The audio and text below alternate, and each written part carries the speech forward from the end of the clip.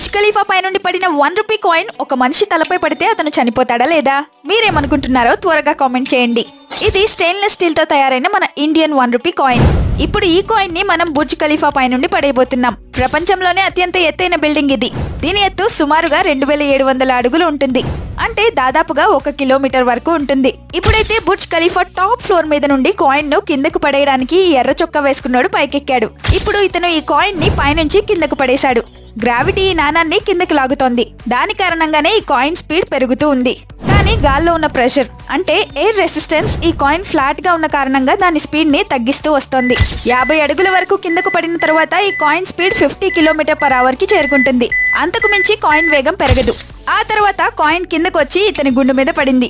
కానీ అతనికి ఏమీ జరగలేదు. సో బుర్జ్ ఖలీఫా మీద నుండి కాయిన్ కిందకు విసిరేస్తే ఏం జరుగుతుందో మీకు అర్థమైంది కదా.